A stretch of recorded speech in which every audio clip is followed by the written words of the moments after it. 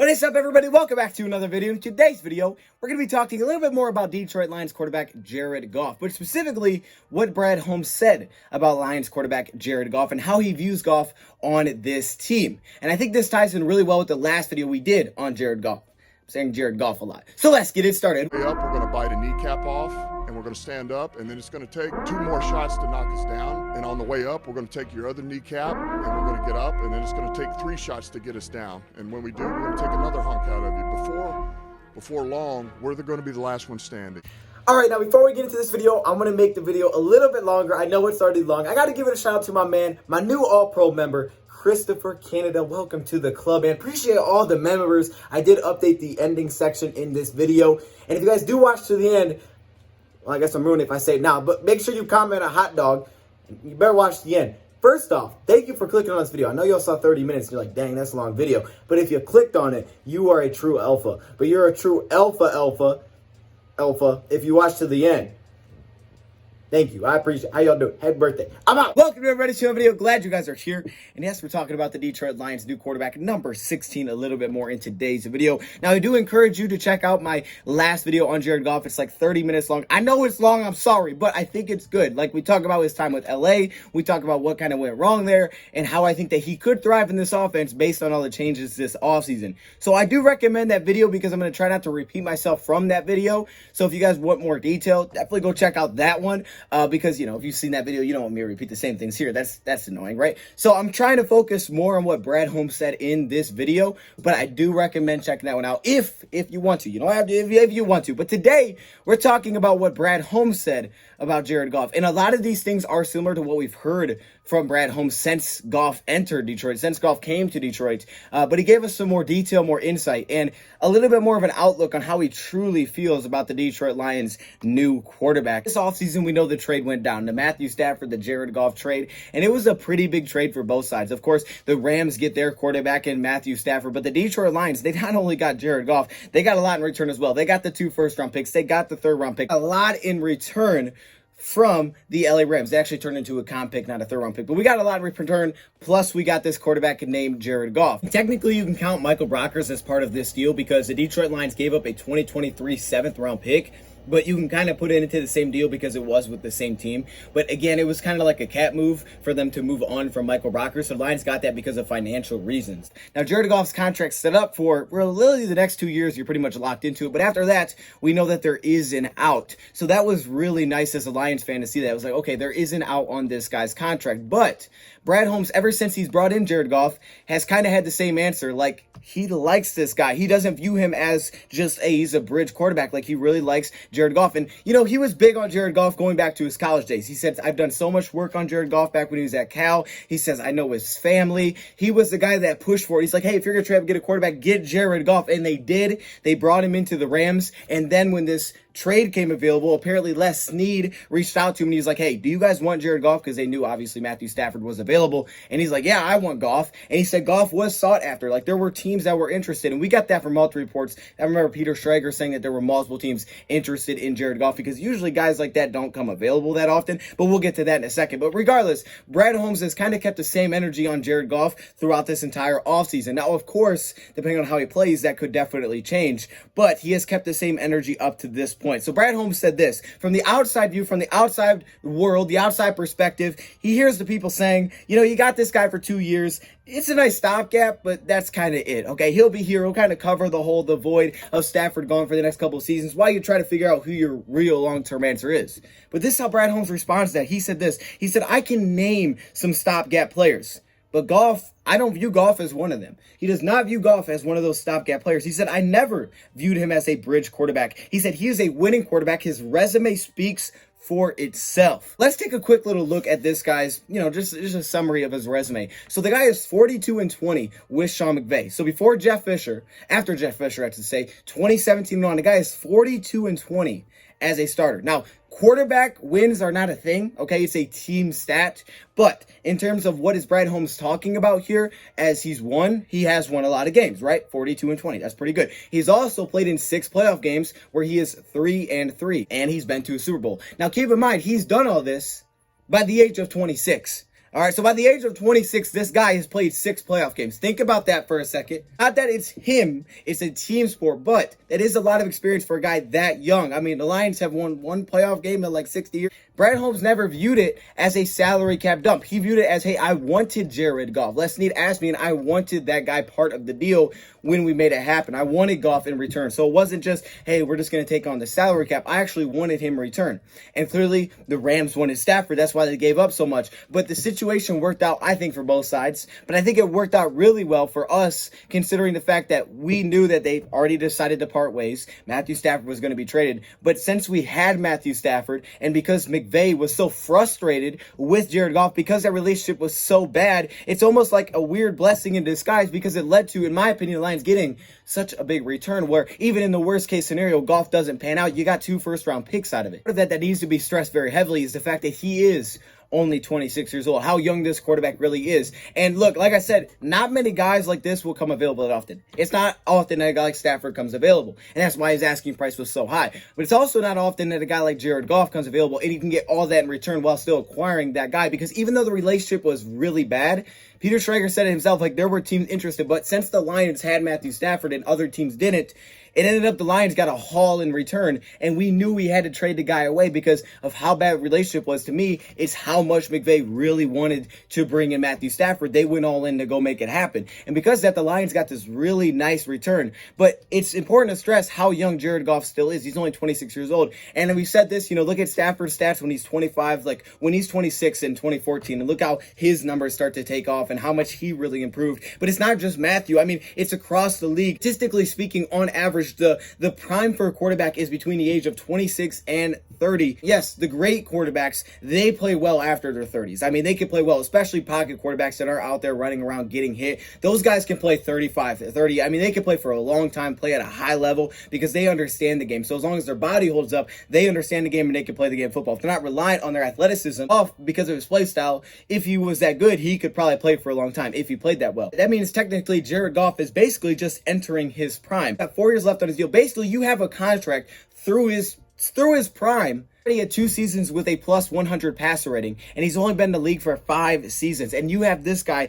locked up through his prime if you want to keep him. But like I said, statistically, a lot of quarterbacks start to get better. The best quarterbacks of all time. We talked about Stafford and how his numbers took off. And when he was 25 years old, he was looking at an 84.2 passer rating, 29 touchdowns, 19 interceptions. And at 26, it started to pick up 22 touchdowns. He had 12 interceptions, 85.7 passer rating. But after that, it was 97, 93, 99.3. We know later with Bevel, it was a over 100 passer rating. All right, look at a guy like Tom Brady when he was 25 years old, 85.7 passer rating, 85.9 passer rating at 26. But then all of a sudden, it goes 92.6, 92.3, 87.9, 117.2. It takes off 27, 28, 29, 30 in those prime years. And now since that time, Brady has continued that success as he continues to understand the game, and he can basically pick a defense apart. He doesn't need the athleticism side of the game. You just got to protect him and keep him healthy because he can pick your defense apart. Peyton Manning at 25, 84.2 passer rating, 26, 88.8 passer rating,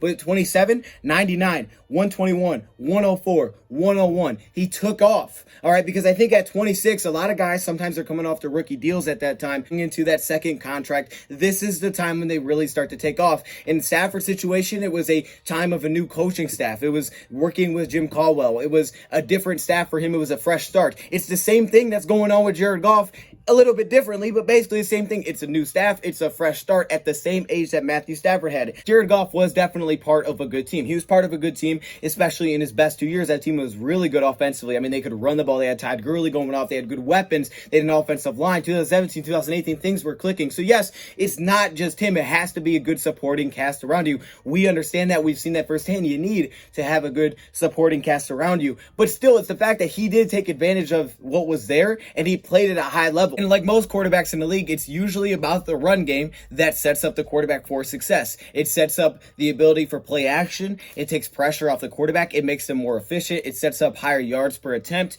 because you can really set up the defense when you have that rushing attack behind you. And what Jared Goff proved to us is that when you give him a rushing attack like he had in 2018, he will play at a high level with that. During in 2018, that it was his 3rd year in the season. Or you could go back to 2017, but in 2018, they averaged 4.9 yards per carry. It was 3rd in the league. Okay, it was his third year in the league, the 8th highest passer rating in the league.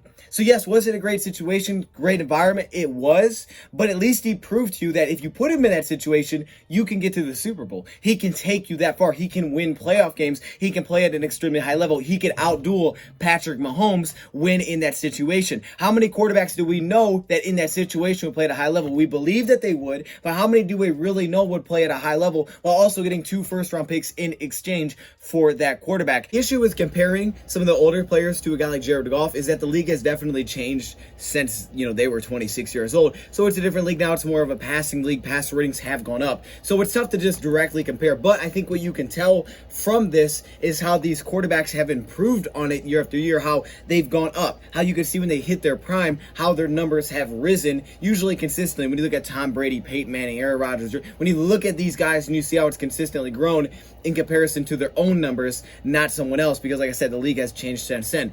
But the issue with looking at passer rating is I do believe that passer rating a lot of times is about your environment. Not completely, but a lot of times it is what your environment is. For a guy like Ryan Tannehill, his pass rating has went through the roof because his environment is better with a better rushing attack. It takes pressure off of him. It opens up yards per attempt. So his pass rating will go up. He's more of an efficient quarterback. They don't have to play off of his arm. But because of that, Pro Football Focus, best ways to look at a quarterback is by their accuracy when they are in a clean pocket. Because of course, when you're in a good environment, you're going to be in a clean pocket more often. So your passer rating as a whole should be better. However, when you are in a clean pocket, in comparison to all quarterbacks when they're in a clean pocket, how well do you perform? If I'm in a clean pocket 50% of the time, you're in a clean pocket for 20% of the season, you may be better than me when you're in a clean pocket, but since I'm in it so much more often, my pass rating is probably going to be higher than yours just because I'm in that better environment. So that's why it's tough to just straight up compare and take a look at pass rating. But when we're both in a clean pocket, doesn't matter how much I was in it or you were in it, as long as you meet the minimum, which is 150 snaps when you're in a clean pocket, we can compare how well we play when we're in that situation, because being pressured, there's a lot of variables there. But when we're both in a clean pocket, Jared Goff is one of the best quarterbacks in the league every single year. So consistently, as long as you put him in a good environment, you know he's going to thrive. That's what the numbers tell you here. Because when they're under pressure, of course, at that time, there's a lot of different variables, right? They're under pressure. Is a play broken down? Is the quarterback scrambling around? Broken plays. There's a lot of crazy variables that are going on. So numbers always fluctuate and they're not consistent. Like Jared Goff in a clean pocket, he has consistently been very successful. And you could tell that by watching the film, but also the numbers back it up. Last season, we're talking about a down year, remember, right? We're talking about a down year in 2020 where it was a complete mess, complete disaster. The guy had a 105.6 passer rating in a clean pocket last season. 105.6. That was one of the top in the league. To put that in perspective, Russell Wilson had a 109.6 passer rating when clean last season. That was 4th in the NFL. Jared Goff was a 105.6. Now, when he was under pressure, he was one of the worst in the league. I believe it was the 3rd lowest in the league. So under pressure is that spot where he needs to improve. And like I said, I think that's one of those spots where it comes with development, because there's a lot of variables that go into that under pressure. And for that reason, there's a lot of inconsistencies there. But one area where Jared Goff has been consistently good is when he has a clean pocket. You go back to 2018, he had a 117.1 passer rating when he was in a clean pocket. One of the best in the league, but under pressure in 2018, 59.8. So even in his arguably best season, he had a lower than 60 passer rating under pressure. Struggled under pressure, but was outstanding in a clean pocket. And that's why it's so important that the Lions have a clean pocket for Jared Goff next season. Aaron Rodgers, through November last season, I don't know the full numbers on this, but through November last season, he had a 58.9 passer rating when under pressure. Now, I'm pretty sure Aaron Rodgers did improve as the season went on, but through that time period, he was really struggling under pressure as well. Actually, Philip Rivers was the best in the league at that time when under pressure. But that's why it's so important to keep your quarterback upright. And when he is upright, when he's in a clean pocket, then you kind of really know what you have in a quarterback. Can they read a defense? Who had the lowest passer rate in the league when in a clean pocket? The only guy that had a sub 60 passer rating, it was Carson Wentz. And that's kind of the goal that the Lions are going to have going forward, is that they keep this guy clean. He does get knocks for his lack of aggressiveness, but remember last season, he lost one of his top weapons. They didn't have the same rushing attack, so it didn't take the same pressure off. And you watch him, like, he didn't have those kind of deep threats like he did before. But even that isn't that big of a deal, because when you consider the quarterbacks that he was in the same group with, above last season in terms of aggressiveness, he was above Russell Wilson, Aaron Rodgers, Patrick Mahomes, Teddy Bridgewater, and Drew Brees. Those were the quarterbacks he was above in terms of aggressiveness last season. And we know a lot of those guys are referred to as some of the best quarterbacks in the league. So aggressiveness, a lot of times, is just a scheme thing. Matthew Stafford, right? He had a lot of yards per attempt. He was a very aggressive quarterback. It was his nature, but it was also the scheme that Darrell Bevel had in 2019. We weren't a good rushing team, still very aggressive offensively. I think that's kind of Stafford's nature, and I think that's part of what Sean McVay also wants. Not only does he want a vet, but he also wants a guy that's aggressive because he's an aggressive coach. And Jared Goff is not a very aggressive quarterback. Is when it's there, he'll take the shots when they're there, but he doesn't force the issue. He doesn't force passes downfield. And also keep in mind, with a lack of confidence, he may have been lacking some of that confidence to force some passes downfield. I mean, you got a guy yelling at you for turnovers. You may be a little bit, that could get in your head a little bit. No great way to judge how well you protect your quarterback. You can look at pressures, but pressures can be created by the quarterback holding the ball too long, not having the weapons, the wrong scheme. It's really tough to judge how well you are protecting a quarterback, but we know that is the goal, to keep him in a clean pocket. But if you do go by PFF rankings, there was a significant difference between 2018 and 2019 when they ranked them 6th and 31st in 2019. And you can see, statistically speaking, how big of a difference there was for Jared Goff on this season. So I don't think you can point it to one thing, because we really don't have a way to do that. It's kind of tough to do that with any stat, but there's a number of factors: running game, offensive line, not having the same weapons. Like, there's a lot of factors that go into a quarterback clean. But we do know when you do it more often than not, Goff's stats look much better. And we know more often than not, in 2018, he was clean than he was in 2019. That when he is clean, regardless, he has been successful. I think Kirk Cousins top 10 quarterback? Maybe not, but he's always efficient like a top 10 quarterback because he's got that guy Dalvin Cook, and they can run the football. And of course, they have their weapons on the outside. Really, what fits Kirk Cousins so well is that the offense that he plays in is comfortable for him. He's comfortable with that offense. It fits his strengths. Going to Detroit, and the Detroit Lions allowing that, it's going to fit to his strengths because it's going to be what he likes to do. We don't know exactly what that's going to look like, but we do know that he's going to have an input of, hey, this is what I like to do. This is where I feel comfortable. This is what we'll do offensively then. Where you feel comfortable. Do you want to attack the tight ends? We'll attack there. Do you want to spread it out? Do you want to play under center? What feels comfortable for you? That's what we'll do. All right. We'll build the scheme around your vision, not necessarily here's our scheme, you play it. All right, you fit to it. No, we wanted you. We're going to build it around your vision. But for him, now you could start building that way, and you can continue to build that way. You could be looking at an offensive line that's built for the next 3 to 4 years and continue to build around this guy if he proves that you can do that. Goff is like a lot of other quarterbacks. If you run the ball well, he's going to thrive. But the biggest thing about Goff is that he's already proven you that he will thrive. And it's not like he fell completely off the face of the earth when everything fell apart last season in terms of, just the relationship between those two. That kind of relationship, some players might just sit out. He played through it. It wasn't a good relationship. He didn't play at the same level, but it's not like he was awful. Proved to us, I can take you to the Super Bowl if you put me in that spot. That's the kind of thing that you look forward to. And that was at that age. He's got to be better than he was at that age. And if he continues to improve like we hope that he does and that he should, it shouldn't take as much around it. But he's already proven I can do it as long as it's there. He's not any different. You build the running game. That's how you win. You run the football, your quarterback gets more efficient. The guy had nearly 5,000 passing yards in 2018. Why? Because they averaged 5 yards per carry. I believe held the record for the highest passer rating at 23 years old in NFL history. I think Patrick Mahomes did pass that. But I also think that brings you into the conversation, we won't get into this, of people saying, well, this guy's a system quarterback, that guy's a system quarterback. Fit better in certain systems, and that's why it's important to have the right system for a quarterback. So with Goff, telling them and tailoring this offense to what he feels comfortable with, how he feels his strengths are, that's important. Yeah, he's a system quarterback. He's going to play better in certain systems. If you put him in a system that doesn't fit his strengths, of course he's not going to play as well. That's why you need an offensive coordinator that understands that and puts him in the right situation. And how many quarterbacks, even putting in that situation, are going to be successful out of the draft?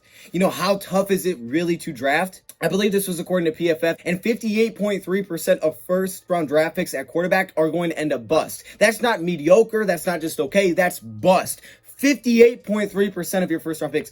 40% of first overall picks were judged as bust, depending on how you define a bust. 40% though, according to PFF. Another source cited that only 5.7% of quarterbacks drafted in the first round on a 25-year scale turned into all pros. That's it, 5.7%. Basically, worst case scenario here, Jared Goff doesn't play well. The Lions struggle. The Lions acquire 2 first-round picks. You're going to have a top pick because guess what? You wouldn't be a good team then. And you still got this quarterback here instead of going into the season with no quarterback. So at worst worst case, it doesn't work out, but at least you got a quarterback to see what he can do and give him an opportunity, to give him a fresh start at things. And we know how well a fresh start can help players, because that relationship was just simply off. Brad Holmes bring up next. He says, I can feel the fresh start when I talk to him. He said, you could write that down on paper, it's a fresh start, but he says, I can feel it when I talk to him, the kind of impact that it's going to have. He said, me and Dan talked to him when he was coming to Detroit to do his physical for about an hour about just everything that went down in Los Angeles when he was with the Rams, ownership that was given to him and the ownership that was not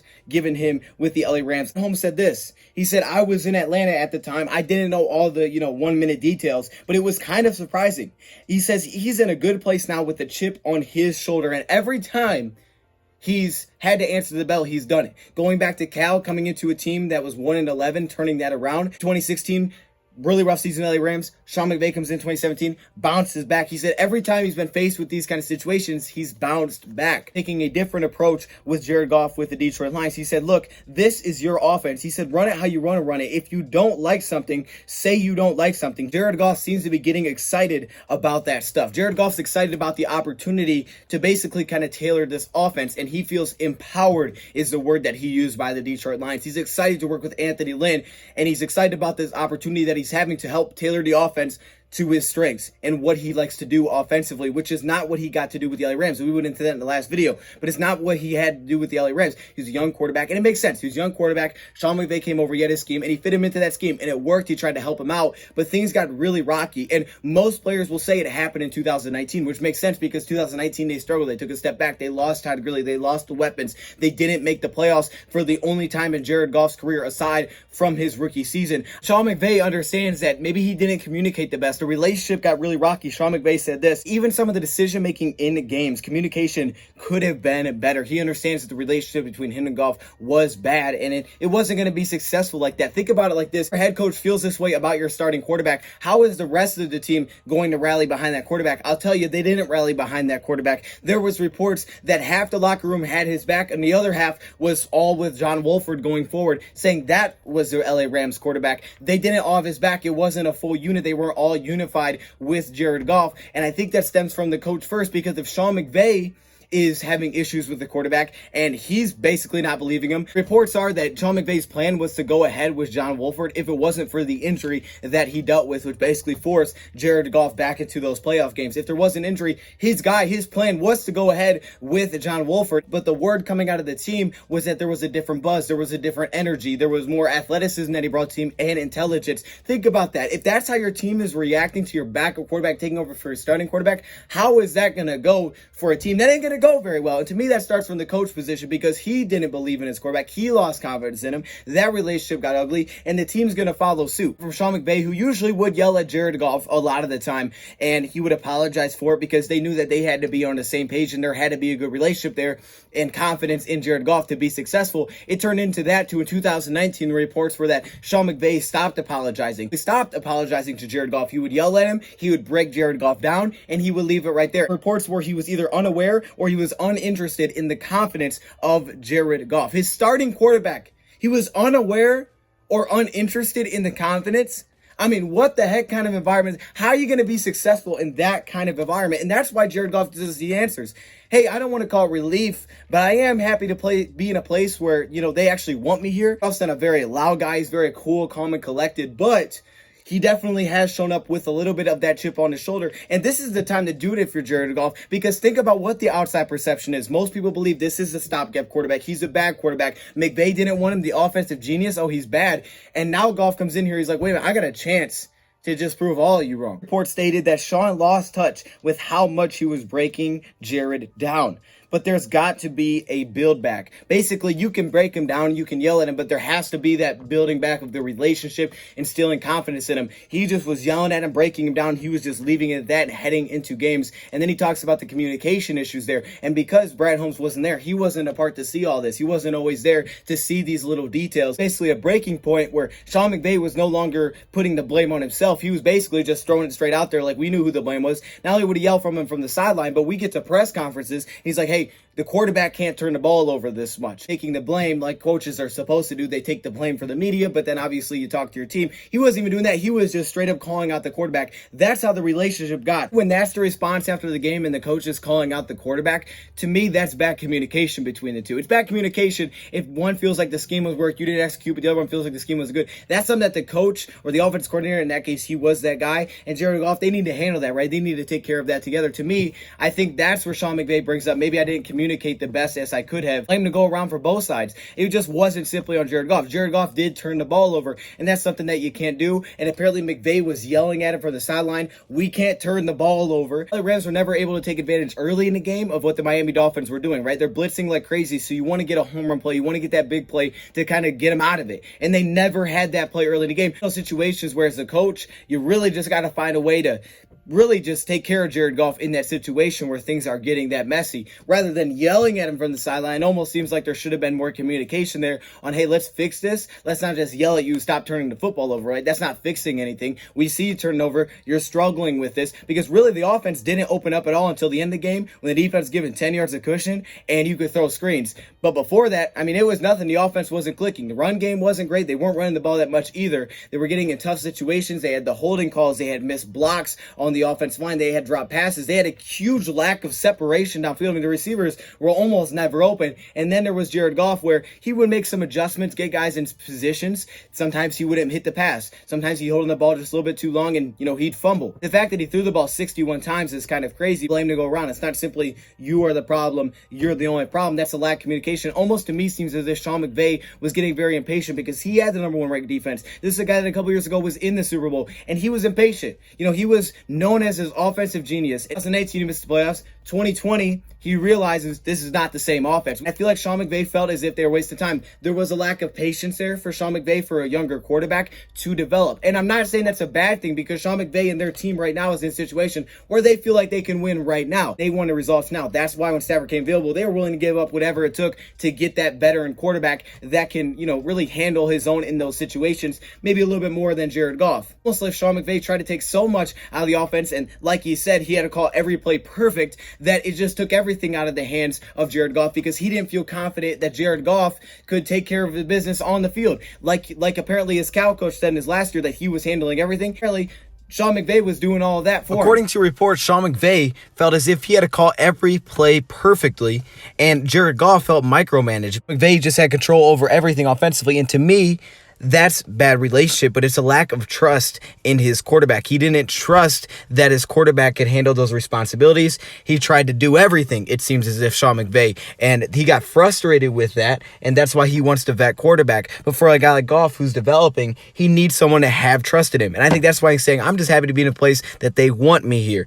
Brad Holmes wants him here. As ugly as that Miami game was in Week 8, it was Week 8, and I don't know what it was, but it seemed like maybe a little bit after that, Jared Goff had a very good control over the offense pre-snap, specifically that Week 11 game against Tampa Bay. Tampa Bay gets after. We saw what they did against Green Bay, but I'm watching Jared Goff move things around pre-snap movement, setting up blockers. What the difference was, but Jared Goff seemed to be doing a lot of stuff pre-snap, setting up, and just seemed more comfortable against the pass rush. It seemed like this guy, like he understood how to pick up the pass rush. He understood pass protection. Jared Goff has micromanaged. It almost seemed as if Sean McVay was trying to do that for him, and maybe he didn't need to do that for him. As like I always bring up, at Cal in his final year, the coach at Cal was like, hey, he was running the offense. He was running the show in his final year. We were just letting him do his thing. And it seems like he can do it. It was almost as if maybe Sean McVay was trying to do too much, because I'm telling you, this guy was setting up pass protection, and he can definitely make things happen pre-snap. He understands, and he looks super comfortable on the spread. The spread takes him back to his college days, and he looks extremely comfortable, which tells me that's something that Jared Goff probably wants to implement, because if you watch him, he's moving things around like a veteran would do it before the snap. He looks very comfortable there. Goff was playing with pace, and he was also playing in a rhythm, and to me, that tells me that there, again, was just a lack of trust from Sean McVay to Jared Goff. And I can understand it. He had his turnover issues, but to me, there was just a lack of trust that he could do it. So Sean McVay tried to micromanage the game and take it over for him. And to me, that was a very big issue. He got impatient, and now the Lions have an opportunity to get a quarterback with a chip on his shoulder that's happy to be in this place. And he got a chance to get a guy going through his prime years on this deal. Worst case scenario, he's got 2 years to prove it. He's got 2 years, because his dead cap this season is $41 million. His dead cap next season is $30 million. He ain't going nowhere. But after that, it's 10 and it's next 5. So he's got the next 2 years to try to prove himself. If he can, great. You have your quarterback going forward. You can build around this guy, continue to do it, and you're off to the races. I mean, you found your quarterback. How tough is that? I mean, if you said, hey, you're going to lose Matthew Stafford, try to find another quarterback. Teams would be like, oh my gosh, I'm losing him. That is one of the toughest things to do, is find another quarterback, especially when you're not getting the top pick in the draft, because now it's even more difficult to find a quarterback. But guess what? You're going to get Jared Goff, 2 first-round picks, a comp pick, Michael Brockers. And worst case scenario, you got 2 years with 2 extra first-round picks to try to find a replacement if it doesn't work out. I mean, think about that for the Detroit Lions. And if it does, you have 2 extra first-round picks to grab what could be cornerstone pieces of your team going forward with a quarterback already locked up through his prime. That's the kind of situation you're in with Jared Goff. So that's why it's such a great situation, and part of the reason I think it thrive. But it's the same answer from Brad Holmes. It has not changed. He believes that Jared Goff, he's not a stopgap. He's not a bridge. He believes Jared Goff will be the future of this team, and I hope that he can be. Let me know your thoughts, comments below. Thank you for watching.